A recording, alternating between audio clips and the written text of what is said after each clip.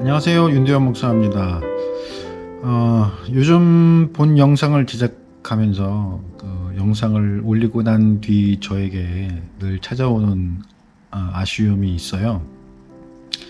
이 영상 세미나를 현장에서 우리 교인들과 함께 했으면 더 좋았을 것을이라는 아쉬움이 있고요. 조금만 더 잘 만들 걸이라는 아쉬움, 이런 아쉬움들이 늘 있는 것 같아요. 결국 현장 세미나에 비해서 영상 세미나는 그 내용의 풍성함이나 현장감이 감소할 수밖에 없거든요. 만들고 나면 늘 조금씩 후회가 되고 조금만 더 신경을 쓸 걸, 묵상의 예를 조금만 더 들어드릴 걸이라는 생각이 늘 들곤 하더라고요. 그러나 늘 시간의 압박에 시달리는 건 사실이에요. 제가 이 영상만 만들고 있는 게 아니기 때문에 시간적 여유가 많이 부족하긴 합니다. 또 시간을 맞추려다 보니 서두르는 감도 없잖아 있고, 그러다 보니까 챙기지 못하는 내용들도 늘 나오는 것 같아요. 여러분께서 늘 기도해 주시는 건 알지만 조금 더 위에서 기도해 주시면 성령께서 상황을 역전시킬 만한 더 큰 은혜를 베풀어 주시지 않을까 기대해 보게 됩니다. 그럼 먼저 우리가 지난 시간에 나눈 이야기 먼저 정리하고 오늘 이야기 해보도록 하겠습니다. 지난주 주제가 두 계열의 분리이거든요.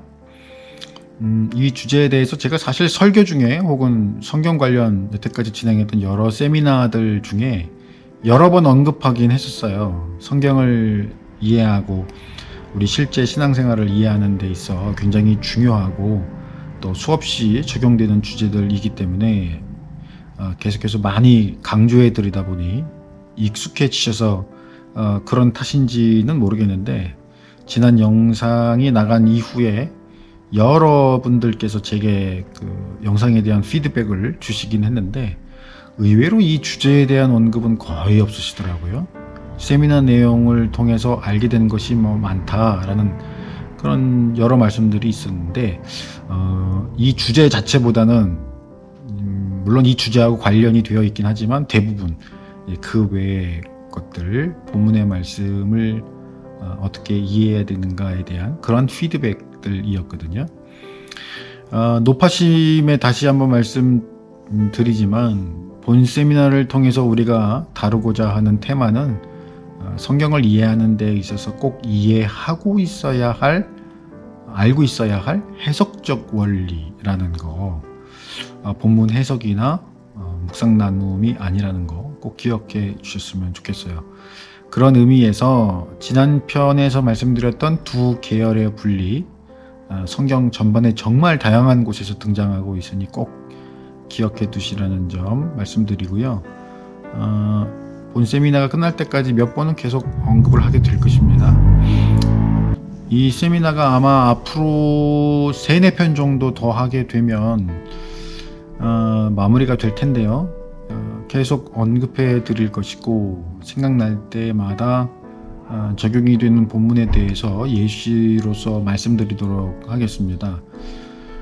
가장 좋은 것은 저희 교회에서 진행하고 있는 온라인 성경 공부에 참여하시면 본 세미나에서 말씀드리고 있는 원리, 적용하는 법, 적용해서 해석하는 예들을 계속 알려드릴 예정이니까요. 작년은 주일 오후 3시 반, 청년들은 토요일 오전 11시에 참여하시면 되겠습니다. 지금 출애굽기 나가고 있죠. 딱 요때쯤 창세기를 나가면 좋은데 창세기는 이미 뗐으니까 출애굽기에서도 만나실 수 있을 겁니다. 자, 말이 나온 김에 한두 가지 이야기 해볼까요? 너무나 유명한 요셉 이야기, 여기에서도 우리가 많은 적용을 볼 수가 있는데, 요셉이 형제들에 의해서 노예로 팔려가죠. 원래는 형제들이 요셉을 어떻게 하려고 했습니까? 죽이려고 했죠. 요셉은 한 명에 형들은 다수였고요. 당연히 힘에 압도될 수밖에, 수적으로 밀리니까 그럴 수밖에 없는 데다가 요셉은 또 어린 나이였지만 형들은 청장년의 왕성함을 자랑했습니다. 이 힘이 가인의 경우처럼 폭력으로 변모해서 요셉을 파멸시키려고 했던 거죠. 그런데 형제들이 평소에 질투 때문에 또 아버지에게 차별 대우받는 불만이 쌓여서 요셉을 미워하기는 했지만 그렇다고 죽이려고까지 하지는 않았습니다. 그러나 그런 결심을 형제들이 내리게 된 결정적인 계기가 있었죠. 뭐예요? 꿈 이야기죠. 이 꿈은 누구로부터 왔습니까? 하나님으로부터. 그래서 아버지 야곱이 아들 요셉에게 핀잔을 주긴 했지만 이것이 누구로부터 온 것인지를 대충이라도 감을 잡았기 때문에 기억하려 했잖아요. 야곱은 그런 체험, 하나님을 만나고 하나님으로부터 말씀을 부여받고 이런 일들이 있었기 때문에 그것을 의미 있게 생각을 하려고 했던 거예요. 이렇게 하나님의 계획이 요셉의 입을 통해 그 가족에게 전달되었습니다. 이것이 결정적인 계기가 되었던 거 기억하시죠? 이 사건의 배후에는 어떤 원리가 담겨 있어요? 하나님이 주신 꿈을 전달한 자, 즉 말씀의 계열, 하나님의 말씀을 소중하게 여긴 이 말씀의 계열을 미워하고 죽이려고 드는 형제들, 바로 힘의 계열과의 갈등 구도죠. 요즘 전 세계적으로 가장 큰 인기를 끌고 있는 우리나라 보이밴드인 BTS 멤버들처럼 잘생긴 요셉이 노예로 팔려간 이후에 누구의 유혹을 받습니까? 보디발의 아내, 못생긴 아줌마, 의 유혹을 받죠. 제 주관적인 생각이에요. 못생긴 아줌마는. 진짜 그렇다는 건 아니고. 보디발의 아내는 그 노예에 대해 절대적인 힘을 가진 주인이라고 하는 위치에 있었잖아요. 게다가 힘의 상징이라고 볼 수 있는 당시 이집트, 그 중에서도 왕을 보필하는 친위 대장이라고 하는 권력의 핵심에 있는 사람. 그 남편을 등에 업고 있었잖아요. 자신의 안위를 위해서였다면 어쩌면 요셉은 편안한 선택을 할 수 있었겠죠. 그러나 여주인의 유혹을 뿌리친 이유가 뭡니까? 정말 그 아줌마가 못생겨도 너무 못생겨서 그랬을까요? 아니요. 그가 가장 두려워했던 것이 무엇입니까? 하나님 앞에서 악을 행하는 것이었습니다. 지금은 비록 고난 가운데 있었지만 그렇다고 그분 앞에서 범죄할 수 없었던 거예요. 그리고 그는 하나님의 약속을 신뢰했잖아요. 언젠간 반드시 그 약속이 이루어질 텐데, 그 꿈이 이루어질 텐데 어찌 순간의 안락에 그 위대한 약속을 저버릴 수 있겠는가. 그는 이미 그 고난 속에서도 하나님을 예배하는 자요, 그분의 약속, 말씀을 소중히 여기던 말씀의 계열이었던 것입니다. 오늘 사실 노아에 대한 이야기를 합니다만 홍수 심판 이후에 노아의 자녀들로부터 해서 또다시 생육함과 번성함의 축복이 이어지고 이젠 셋의 계보가 아닌 노아의 계보가 시작되잖아요. 창세기 6장 9절에서 이것을 말씀하고 있는데요. 그런데 문제는 노아의 자녀 때에 또다시 두 계열로 분리가 됩니다. 그러면서 10장에서 각각 계열들의 계보가 다시 시작되는 것을 볼 수 있죠.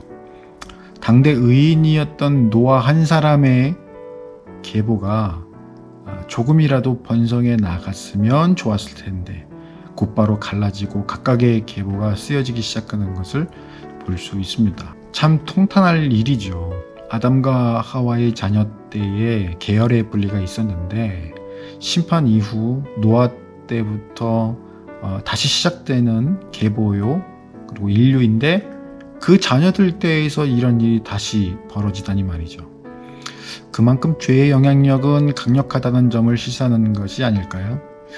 우리가 주의 자녀로 살아가기 위해 말씀과 예배의 계열로 우리의 계보를 써내려가기 위해 그만큼 죄에 대해 경계하고 경각심을 가지고 있어야 하겠습니다. 아담과 하와는 선악과라는 것을 통해서 하나님의 왕되심에 대한 경각심을 가질 수 있도록 도움을 받았었지만 뱀의 유혹에 지는 바람에 스스로 왕이 되고자 하는 욕심에 사로잡히면서 하나님이 세우신 원칙을 무너뜨리고 말았습니다. 가인은 타락 이후 인간이 하나님과 교제할 수 있는 유일한 방법으로 주신 제사를 자기 마음대로 드리면서 하나님이 세우신 원칙을 깨뜨렸고 결국 아우사레라고 하는 극악한 폭력, 범죄를 저지르고 말았죠.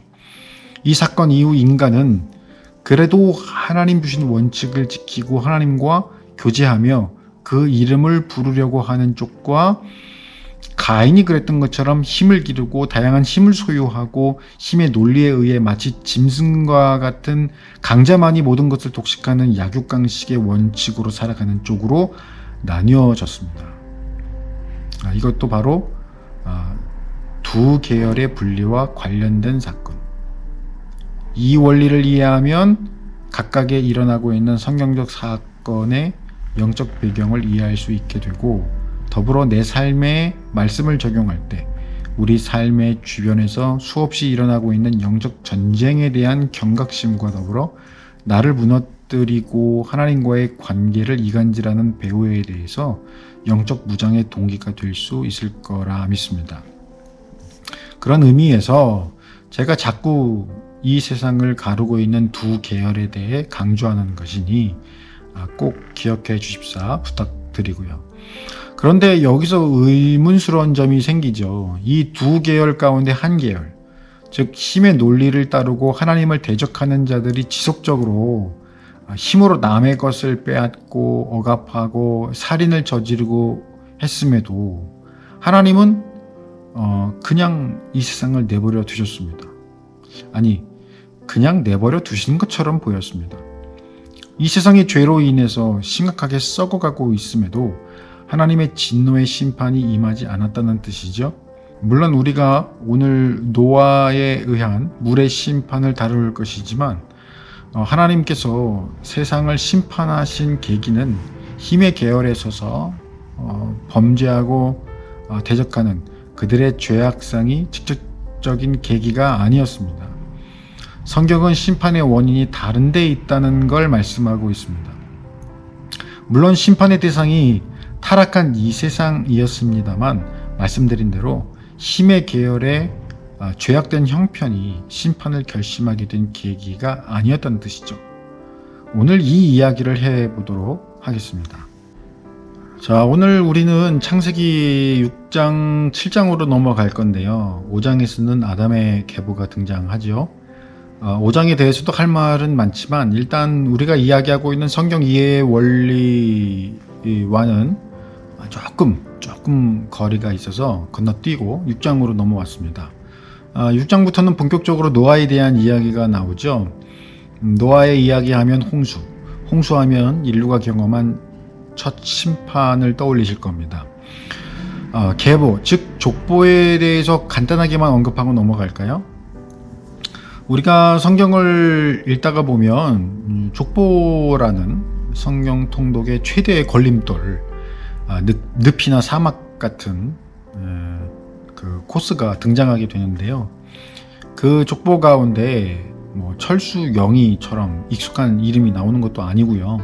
들어본 적도 없는, 발음도 잘 안 되는, 그래서 읽기도 힘든 이름들이 한 장 전체를 도배하거나 역대상의 경우 첫 시작부터 장장 8장을 별다른 내용 없이 진짜 없다는 건 아니고 아는 게 없는 거지만, 자, 어쨌든 줄기차게 누가 누굴 낳고 누가 누구에게서 누굴 낳고 하니까 성경 통독을 결심한 사람으로서는 참 성경을 덮고 싶은 충동이 들 만큼 지루한 구간일 수 있다는 거죠.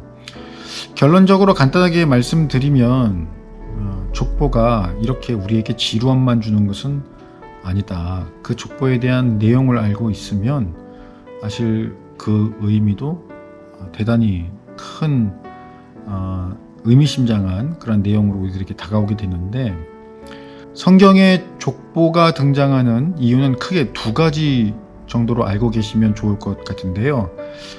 첫째는 역사의 사실성을 확보하기 위해서입니다. 훗날 성경의 허구성을 따지고들 무신론자들이나 하나님 반대론자들이 생길 걸 아시고 사실 여부를 자세하게 밝히시기 위해서 족보를 남기신 것이고요.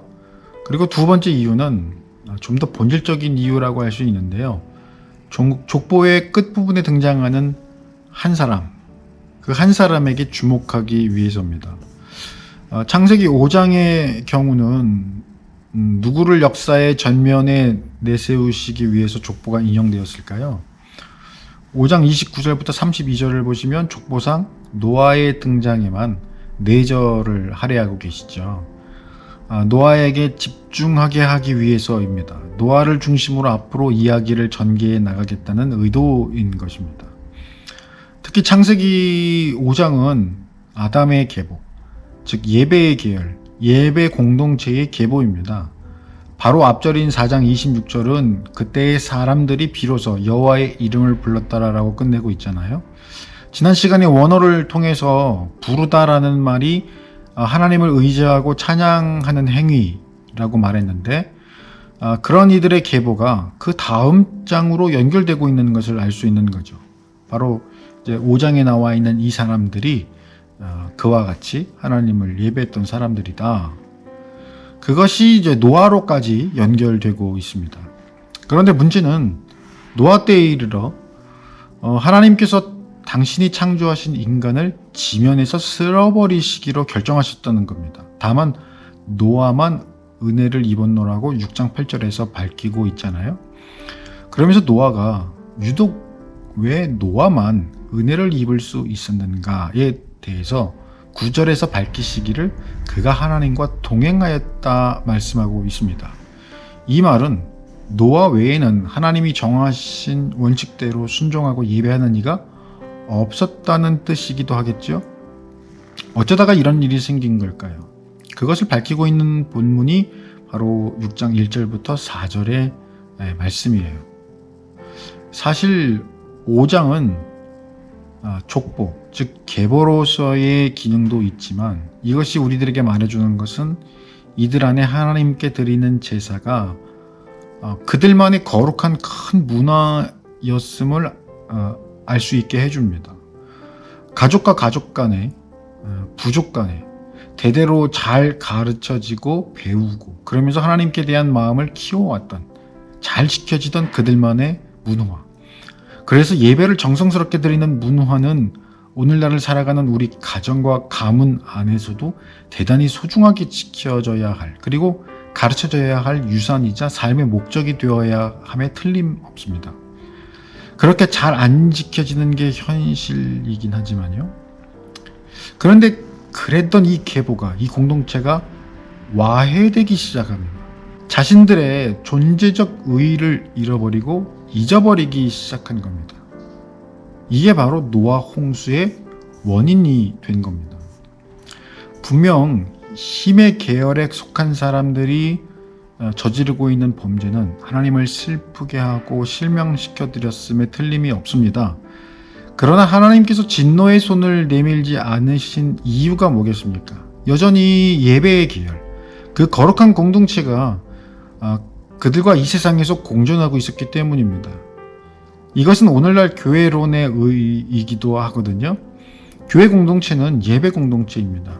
하나님과 교제하고 노아처럼 그분과 동행하는 삶을 살아감으로써 참 행복과 참 기쁨, 하나님의 백성됨의 참 행복과 기쁨을 알아가고 누리는 것입니다. 이것은 첫 시간에 말씀드린 창조 개념, 즉 창조 질서와도 연결되는 중요 개념인 거죠.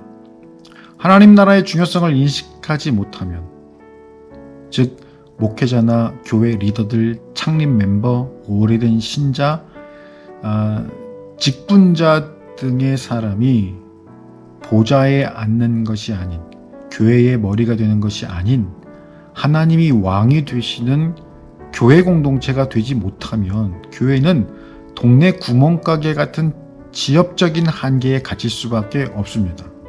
사람들이 많이 몰려올 만한 좋은 목이나 찾는. 그러니까 요즘 아파트 대단지 근처에 중대형 교회들이 몇 개씩 몰려드는 건 아니겠어요? 그건 이미 교회가 아닌 거죠. 앞서서 본 영상 몇 편만 보셨어도 감을 잡으실 수 있으셨을 텐데요.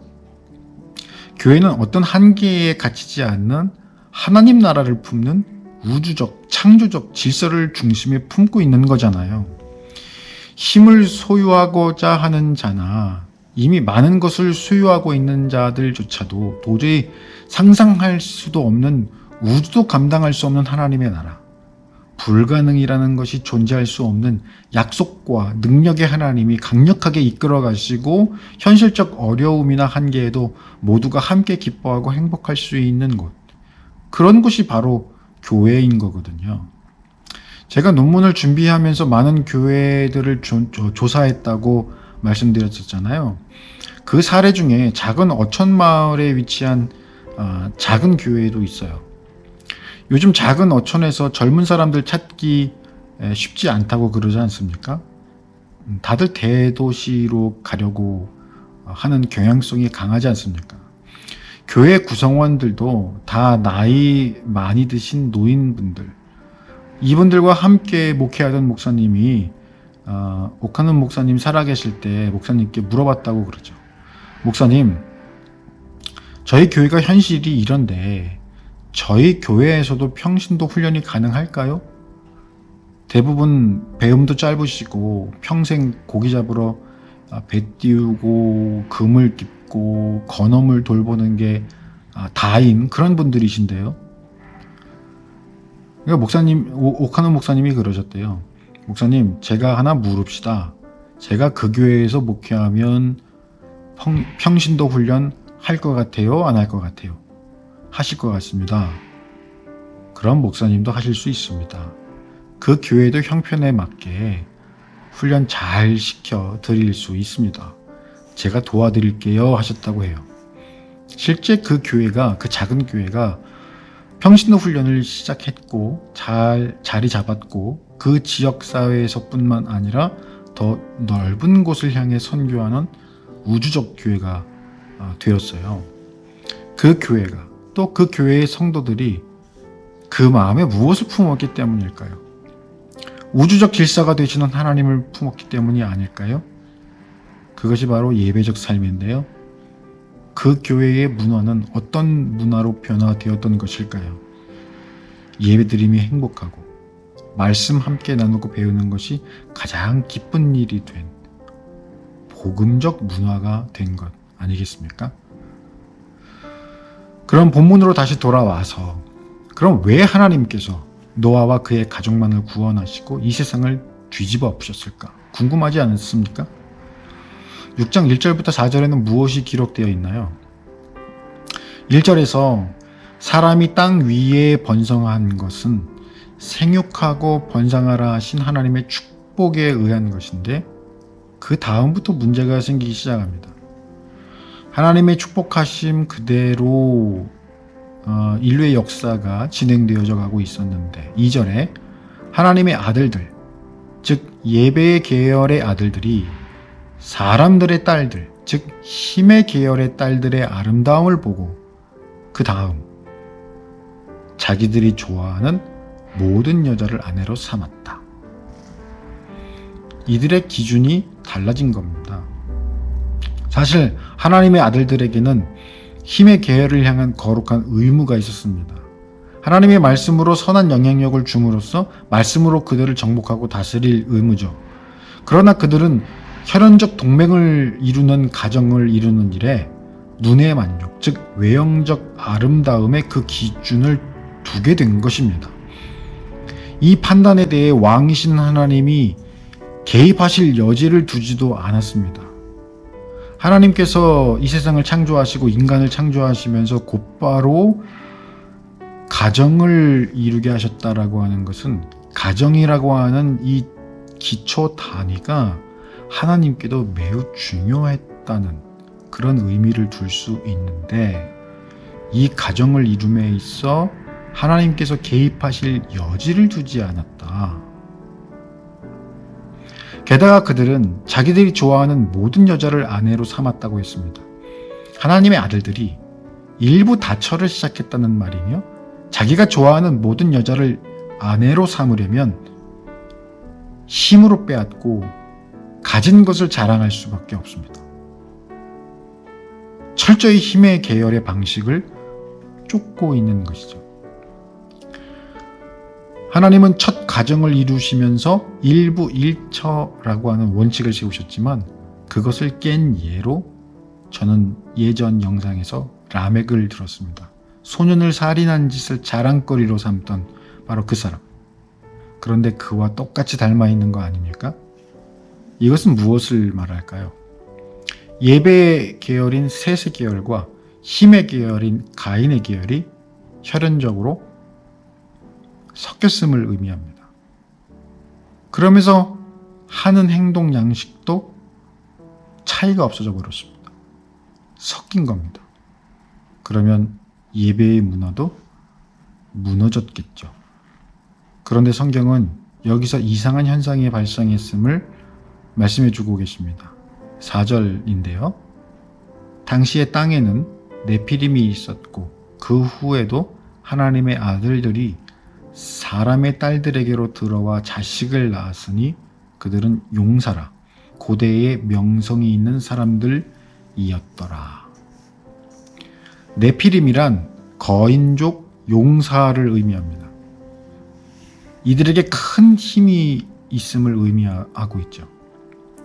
나뉘었던 두 계열이 예배를 잃어버리고 섞여버리자 그들 사이에서 네피림이 등장한 겁니다. 이들이 고대의 명성이 있는 사람들이었다고 말하죠. 왕이 되었다는 뜻입니다. 왕이신 하나님의 자리를 자신들이 차지한 것입니다. 이것은 가인 계열의 법칙입니다. 정리해보면 하나님은 가인 계열의 범죄가 나날이 더해 갔음에도 이 세상에 심판의 손을 내밀지 않으셨습니다. 왜냐하면 하나님의 아들들 예배의 계열이 있었기 때문입니다. 그러나 이 두 계열이 결혼이라고 하는 혈연적 연결을 택함으로써 섞이게 됩니다. 그리고 힘을 얻고 스스로 왕이 되고자 하는 원칙을 택합니다. 이것은 앞서 영상에서 언급해드렸던 것처럼 아담과 하와가 에덴 동산을 잃어버린 사건과 동일한 내용 아닙니까? 하나님 나라의 공동체가 제 역할을 하지 못하고 이방의 문화와 역사와 뒤섞이면서 하나님 나라와 그 문화의 정체성을 선포하지 못하게 되었을 때 하나님은 뒤집어 엎으십니다. 이것이 심판의 전형이자 원리입니다. 그리고 오직 남은 자 노아를 구원의 도구이자 새로운 계보로서 택하신 것입니다. 노아는 훗날 구원을 위해서 오실 한 분, 구원의 유일한 통로로 쓰임받으실 한 분을 상징하고 있습니다. 바로 예수 그리스도이십니다. 노아는 당시 모든 사람들에게 하나님이 주신 기회 120년 동안 구원의 방편인 방주를 만들기 시작했습니다. 모르긴 해도 많은 비난과 조롱이 있었을 것입니다. 어떻게 보면 상식 밖의 일이었으니까요. 그러나 노아는 하나님의 명이 있었기에 묵묵히 이 일을 감당해 나갔겠죠. 무엇보다 이 일이 생명을 보존할 수 있는 유일한 방편이었으니까요. 예수 그리스도께서는 당신 자신이 구원의 길 그 자체이셨기 때문에 당신의 정체성이 어떤 분인지를 밝히셨고 그분의 그런 말씀을 믿는 것만이 구원의 유일한 방도였기 때문에 이를 가르치셨지만 그까닭의 비난과 조롱을 당하셨습니다. 그분은 여전히 우리들 모두에게 온 인류에게 유일한 구원의 길이자 기회이십니다. 섞임과 심판 이 주제에 대해서는 다음 시간에 좀 더 이야기를 이어가도록 하겠습니다. 오늘은 여기까지 하도록 하고요. 감사합니다. 다음 시간에 다시 찾아뵙겠습니다.